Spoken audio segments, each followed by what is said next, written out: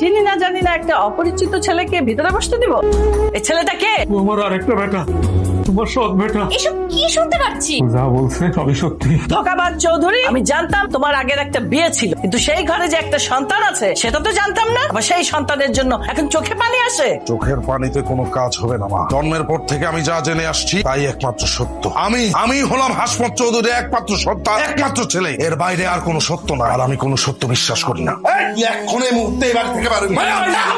আর কোনো কথা কইবে না। চলো চলো, অনেকক্ষণ ধরে বয়ে রয়েছে, চলো তো বাড়িতে চলো।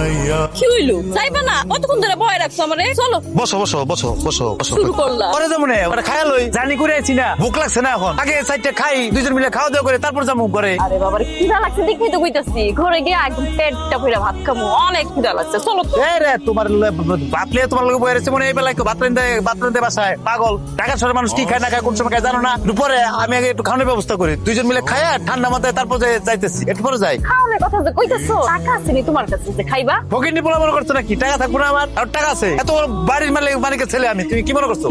নেশা করস? আরে আস্তা ফিরুল্লাহ, কি কর নেশা মেশা করুম কি লেগে? আমি আর আমার বউ খামো বুঝছে 30 টাকা বেশি, অনেক টাকাও নাই। 30 টাকা দুজন খাইতে পারবো না, সকালে টাকা দেন না ভাই, একটু ভাত খামো। দেখতে তো দেখা যায় ইয়াং, আম করে খাইতে পারস না, অন্নামি করস। আসসালামু আলাইকুম ভাই, আমি আর আমার বউ ঢাকায় আছি, বিপদে পড়ে গেছি ভাই। কিছু টাকা দিবে, ভাত খামো, 100 টাকা দিবে ভাই, একটু সাহায্য করেন না ভাই। 20 টাকা দিবেন ভাই, 20 টাকা।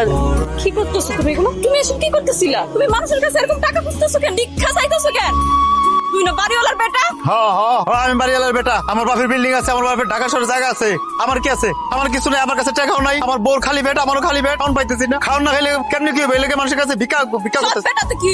বেটা তো সৎ বেটার শরীরে যে রক্ত না, ওই আসল বেটার শরীরেও না একই রক্ত। অধিকার সমান দিব না কি লেগা? অধিকার তো দিল না, সৎ বেটা বলে ঘর থেকে বাইর করে দিছে। কে তোমার সংসার থেকে বের করে? তোমার বাপ সংসার থেকে বের করে দিছে, নাকি তোমার বাপের সংসারের ওই অসৎ মানুষগুলা? আমার বাপের বউ আর তার পোলাপাইন মিলে আমার বাড়ি থেকে বের করে দিছে। চলো আমার লোক। ওই তোমার বাড়িতে, তোমার বাপের বাড়িতে চলো। কোন অধিকারে? কারণ তোমার কোনো অধিকার নাই। অধিকার কি তোমার এই রাস্তায় রাস্তায়? এই শহরে যদি তোমার বাপ তোমার অধিকার না দেয়, তাহলে এই রাস্তার মানুষগুলা কি তোমার অধিকার দিব? নিজের অধিকার না, নিজের আদায় করে নিতে। এই এই আবার কি এখানে? এই আবার ঢুকে পড়ছো কেন? ভাইজি ভাইজি ভাইজি, তাড়াতাড়ি আয় বাবা। কি ব্যাপার তোর এত বড় সাহস? তুই আবার এই বাসায় আসছিস? তোরে না বলছি তুই মনের ভুলে এই বাসায় আর আসবি না?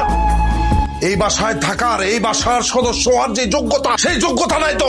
আরে রে, কি যে কন্যা আপনি! নিজের বাপের বাড়িতে পাড়া জমা লাগে কি আবার যোগ্যতা লাগে? এই তুমি কে? তুমি কি সৎ বেটি? আরে রে আম্মা, কি যে কইতাছেন না? কি হইতে যাবো কোন দুঃখে? আমি কোনো সৎ বেটি মেটি না, আমি হলাম গিয়ে আপনার এই সৎ বেটার বউ, মানে এ বাড়ির বউ। তোমাদের বাচ্চা বলে কি তোর তো এই বাড়ির চাকরানি হওয়ার যোগ্যতা নেই। আরে কি কইতেছেন না কইতেছেন? আপনার মাথা ঠিক আছে? ও যে পড়াশোনা দিছে, চাইলে কিন্তু এই শহরে বিরাট চাকরি করতে পারে। ওই চাকরি করলে কিন্তু আপনার মতো মহিলারা আবার তারে ম্যাডাম কে রাখবো। একদম চুপ, কোনো কথা